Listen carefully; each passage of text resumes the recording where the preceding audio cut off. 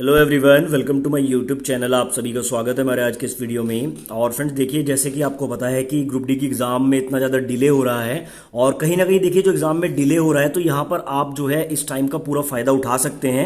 मैं हमेशा आपको यही बात कहता हूँ कि देखिए जो आपको टाइम मिल रहा है इस टाइम को यूटिलाइज करें। प्रीवियस वीडियो में मैंने आपको बताया था और आज के इस वीडियो में मैं आपको 10 ऐसे टॉपिक बताने वाला हूँ। 5 इसमें मैथ्स के टॉपिक हैं और 5 रीजनिंग के टॉपिक हैं। देखिए ये जो टाइम आपको मिल रहा है, अगर इस टाइम में इन 10 टॉपिक को आप निखार लेते हैं, क्योंकि जनरली ये जो 10 टॉपिक है इन्हीं के कारण आपका सिलेक्शन रुक भी सकता है और इन्हीं के कारण आपका सिलेक्शन हो भी सकता है।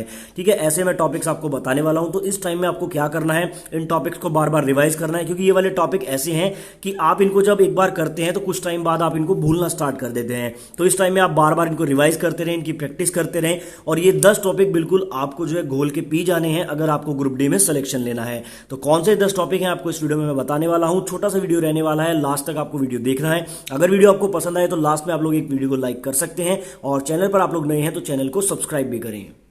अगर आपका कोई क्वेश्चन है, कोई डाउट है या फिर किसी कंसेप्ट में आपको प्रॉब्लम है, चाहे बोर्ड्स हो, जेई हो, नीट हो या फिर कोई भी एग्जाम हो, आप लोगों के लिए फिलो एप्लीकेशन बहुत ही हेल्पफुल रहने वाला है। 24/7 आप अपने डाउट्स यहां पर क्लियर कर सकते हैं 3 इजी स्टेप्स में। सबसे पहले आपको डिस्क्रिप्शन में दिए गए लिंक या फिर प्ले स्टोर से इस एप्लीकेशन को डाउनलोड करना है। डाउनलोड करने के बाद सिंपली आपको अपने मोबाइल नंबर से साइन अप करना है। उसके बाद अगर आपको किसी क्वेश्चन में प्रॉब्लम है तो आप लोग उसका फोटो यहां पर अपलोड कर सकते हैं। क्वेश्चन फॉर्म में आप इसको अपलोड करेंगे तो आपको 60 सेकंड के अंदर इंडिया के टॉप एजुकेटर के साथ कनेक्ट किया जाएगा। लाइव कॉल में आप लोग अपने सभी डाउट्स यहां पर आसानी से क्लियर कर सकते हैं। आपके सारे कंसेप्ट यहां पर लाइव कॉल में क्लियर हो जाएंगे। आप लोग EGU001 कोड का यूज कर सकते हैं 10% का सब्सक्रिप्शन डिस्काउंट पाने के लिए।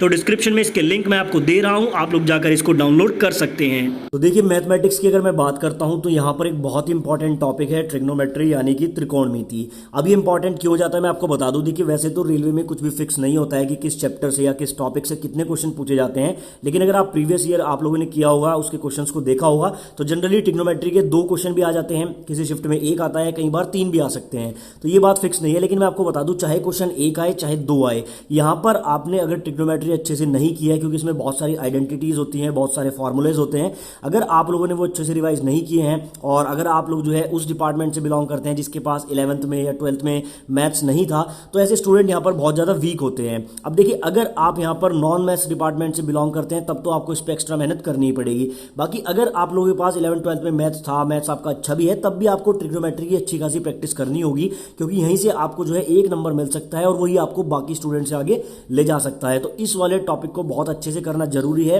लगभग जो है 10 टाइप के क्वेश्चन यहां से पूछे जाते हैं। यूथ कंपटीशन टाइम्स की जो बुक है उस वाली बुक में सारे क्वेश्चन के टाइप्स दिए गए हैं। एक बार आप उसको अच्छे से पढ़ लीजिए, नोट्स बना लीजिए, उसके बाद ज्यादा उसको रिवाइज कीजिए, तो ये टॉपिक आपका बहुत अच्छे से प्रिपेयर हो जाएगा।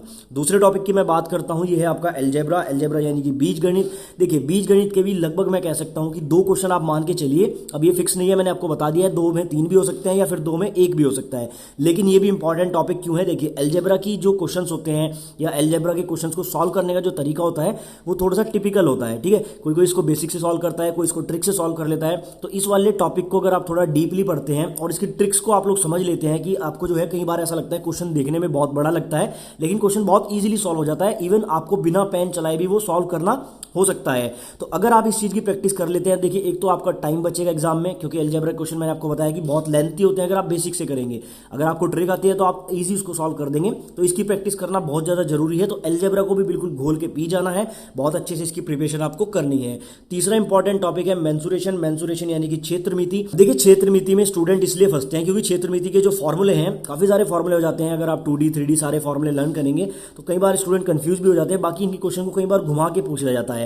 हालांकि अगर ग्रुप डी के पॉइंट ऑफ व्यू से देखा जाए तो डायरेक्ट फॉर्मुला बेस्ड क्वेश्चन यहां से आता है, लेकिन अगर आपने इसके फॉर्मुलेज याद नहीं किए हैं, इसके क्वेश्चंस की प्रैक्टिस नहीं की है, तो आप एग्जाम में इसका क्वेश्चन अटेम्प्ट नहीं कर पाएंगे। क्योंकि यहां पर होता क्या है कि पॉइंट्स में इधर उधर होने से आंसर डिफर हो जाता है। तो यहां पर आपको मेंसुरेशन यानी कि क्षेत्रमिति के सारे फॉर्मूले लर्न करने हैं, उनके नोट्स बनाइए, बार बार उसको रिवाइज कीजिए और बिल्कुल आपके टिप्स पर सारे फॉर्मूले होने चाहिए। और जैसे ही क्वेश्चन आए आपको पता होना चाहिए इसकी रेडियस कैसे निकलेगी, शॉर्ट ट्रिक से कैसे इसको सॉल्व करना है। देखिए एग्जाम में ये चीज इंपॉर्टेंट नहीं होती है कि आप आंसर निकाल रहे हैं, इंपॉर्टेंट ये चीज होती है कि आप कितना जल्दी आंसर निकाल रहे हैं। क्योंकि देखिए अगर यहाँ पर 2 घंटे किसी स्टूडेंट को दे दीजिए तो सभी वहां पर जो इसको सॉल्व कर देंगे, लेकिन आपको कम टाइम में सॉल्व करना आना चाहिए। और कम टाइम में आप कब सॉल्व कर पाएंगे, जब आप इसकी प्रैक्टिस करेंगे। तो मेंसुरेशन को भी बहुत अच्छे से आपको प्रिपेयर करना पड़ेगा। चौथा जो इंपॉर्टेंट यहाँ पर टॉपिक है वो है ज्योमेट्री। देखिए ज्योमेट्री में आपका जो है बहुत सारे पोर्शन आ जाते हैं। ज्योमेट्री में आपके ट्राइंगल आ जाता है, सर्कल आ जाता है, क्वाड्रिलेटरल्स आ जाते हैं, स्क्वायर आ जाता है, रेक्टेंगल आ जाता है, सारी चीजें यहाँ पर आ जाती है। साथ में एक यहाँ पर छोटा सा टॉपिक आता है कोऑर्डिनेट ज्योमेट्री। ठीक है, कोऑर्डिनेट ज्योमेट्री भी करना बहुत ज्यादा इंपॉर्टेंट है। ज्योमेट्री और कोऑर्डिनेट ज्योमेट्री में बेसिकली है कुछ नहीं, अगर आपने एक बार इनको चीजों को समझ लिया तो आसानी से आप इनके क्वेश्चन सॉल्व कर पाएंगे। और मैं आपको बता दूं इनके जो क्वेश्चन यूथ कंपटीशन में दिए गए बहुत ही अच्छे क्वेश्चन है, सारे टाइप्स वहां पर कवर किए गए हैं। तो यूथ कंपटीशन से आप ज्योमेट्री और कोऑर्डिनेट ज्योमेट्री दोनों टॉपिक को बहुत अच्छे से प्रिपेयर कर लीजिए। मैथ्स की अगर मैं बात करता हूं तो पांचवा यहाँ पर जो टॉपिक है वो है नंबर सिस्टम और सिंप्लीफिकेशन। अब देखिए नंबर सिस्टम आपको करना इंपॉर्टेंट क्यों है, क्योंकि अगर आप जो है नंबर सिस्टम टॉपिक को अच्छे से कर लेते हैं तो बहुत सारे बेसिक्स आपके वहां पर क्लियर हो जाते हैं। स्क्वायर निकालना, प्राइम नंबर निकालना, छोटे छोटे जो पॉइंट्स होते हैं वो आपके नंबर सिस्टम में कवर हो जाते हैं। तो नंबर सिस्टम वाला जो चैप्टर है इसको बहुत ही अच्छे से आपको करना है। साथ ही सिंप्लीफिकेशन यानी कि जो सरलीकरण है, सरलीकरण बेसिकली मैं इसलिए आपको रिकमेंड कर रहा हूं क्योंकि यहाँ पर आपको कैलकुलेशन करने का पता लगेगा, किस तरह से कम टाइम में आप अच्छी कैलकुलेशन कर सकते हैं, ये आपको सिंप्लीफिकेशन से ही पता लगेगा। तो सिंप्लीफिकेशन के ज्यादा से ज्यादा क्वेश्चन आप लोग लगाएं और इस टॉपिक को भी अच्छे से प्रिपेयर कर लीजिए। अब बात करते हैं रीजनिंग की। देखिए हालांकि रीजनिंग के जो इंपॉर्टेंट टॉपिक्स हैं वो मैंने अपने जो है प्रीवियस वीडियोज में बताए हैं, तो मेरे पुराने सब्सक्राइबर को ये चीजें पता होंगी, लेकिन मैं नए सब्सक्राइबर के लिए बता रहा हूं। यहां पर जो सीरीज और मिसिंग नंबर वाला जो चैप्टर है यानी कि श्रृंखला वाला जो चैप्टर है, देखिए ये वाला जो चैप्टर है ये कुछ ऐसा होता है कि आप इसके क्वेश्चंस कर लेते हैं, लेकिन एग्जाम में जब इसका क्वेश्चन आता है तो वो क्वेश्चन या तो देखते ही एकदम क्लिक हो जाएगा माइंड में कि इसमें कौन सा पैटर्न लगा है, और अगर वो देखते ही क्लिक ना हुआ तो आप उसमें बहुत टाइम अपना वेस्ट करने वाले हैं, क्योंकि बहुत ज्यादा टाइम लगेगा आपको उसके पैटर्न को समझने में। तो इस चैप्टर को करने का मैं आपको एक तरीका बता देता हूं। देखिए इसमें बेसिकली क्या होता है, ग्रुप डी के लिहाज से अगर देखा जाए तो 10 से 12 पैटर्न इसमें यूज होते हैं। अब आपको वो 10-12 पैटर्न नोट डाउन कर लेने हैं अपनी नोटबुक में और उनके जो है क्वेश्चंस आपको प्रैक्टिस करने हैं। और क्वेश्चन भी आपको क्या करना है, एक एक दिन छोड़ के या दो दिन छोड़ के ट्राई करने हैं, जिससे आपके माइंड में वो चीजें अच्छी तरह से सेव हो जाए। और मैं आपको बता दूं सीरीज और मिसिंग नंबर से 2 या 3 क्वेश्चन आने की पॉसिबिलिटी रहती है। तो ये वाला चैप्टर आपको बहुत ही अच्छे से करना है। और मैं आपको फिर से बता दूं सीरीज की जितनी ज्यादा प्रैक्टिस करेंगे तभी आप इसमें परफेक्ट हो पाएंगे। दूसरा यहाँ पर जो इंपॉर्टेंट टॉपिक है सिलोगिज्म यानी कि न्याय निगमन। देखिए न्याय निगमन के 2 क्वेश्चन भी आ जाते हैं, कई बार 1 क्वेश्चन भी आ जाता है। तो न्याय निगमन वाला चैप्टर भी इसलिए इंपॉर्टेंट हो जाता है क्योंकि कई बार क्या होता है कि मैंने जब मैं कोचिंग वगैरह करता था मैंने देखा है कि इस चैप्टर को लेकर बहुत सारे रूमर्स हैं, यानी कि बहुत सारे रूल्स आपको बताए जाते हैं, इनके फॉर्मूले बताए जाते हैं और वो रूल्स के चक्कर में आप लोग कंफ्यूज रहते हैं। मैं आपको बता दूं सिलोगिज्म आपको पढ़ना है तो यूट्यूब पर राहुल मिश्रा सर हैं, ठीक है, माई पाठशाला यूट्यूब चैनल से हैं वो, तो उन्होंने बहुत अच्छा सिलोगिज्म पढ़ाया है, कोई रूल्स ज़्यादा नहीं बताए हैं, सिंप्लिसिटी के साथ पढ़ाया है, तो आप उनसे जाकर पढ़ सकते हैं। और ये वाला टॉपिक भी थोड़ा समझना मुश्किल होता है, इसलिए अगर आप इसको कर लेते हैं तो आप बाकी स्टूडेंट से डेफिनेटली आगे निकल जाएंगे। तीसरा इंपॉर्टेंट टॉपिक है स्टेटमेंट एंड कंक्लूजन। आपको पता है कथन और निष्कर्ष 2 क्वेश्चन आने की संभावना रहती है और मैं आपको बता दूं 90% स्टूडेंट के क्वेश्चन ये गलत होते हैं, क्योंकि कथन और निष्कर्ष वाला टॉपिक ऐसा है आप इसको कितना भी पढ़ लीजिए लेकिन फिर भी क्वेश्चन गलत होने की संभावना रहती है। तो इसकी ज़्यादा ज़्यादा प्रैक्टिस आपको करनी है। ये टाइम आपको जो मिला है इसको यूटिलाइज कीजिए और ये वाला टॉपिक अपना अच्छे से रिवाइज कीजिए। उसके बाद नेक्स्ट है यहाँ पर कैलेंडर और क्लॉक। देखिए कैलेंडर मैंने इसलिए यहाँ पर लिया है क्योंकि कैलेंडर की ना अलग अलग ट्रिक्स बताई जाती हैं यूट्यूब पर, जिस टीचर से भी आपने पढ़ा होगा तो कैलेंडर के जो क्वेश्चन है उनको सॉल्व करने के लिए सभी ने अपनी ट्रिक बताई होगी। कई बार क्या होता है कि कुछ क्वेश्चन में वो ट्रिक फेल हो जाती है, तो आपको कोई यूनिक ट्रिक ढूंढनी है, उस यूनिक ट्रिक से आपको ज्यादा से ज्यादा क्वेश्चन सॉल्व करके देखने हैं।